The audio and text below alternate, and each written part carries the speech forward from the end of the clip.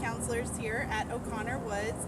I'm standing here in the middle of our beautiful 34-acre campus. I wanted to talk to you about our bell tower that's right behind me. As you can see, it's situated right next to our chapel. It actually came from our Stockton port. It was used in the 1880s to let longshoremen know when boats were coming into port. And it was actually donated to St. Joseph's Hospital when they had their chapel built.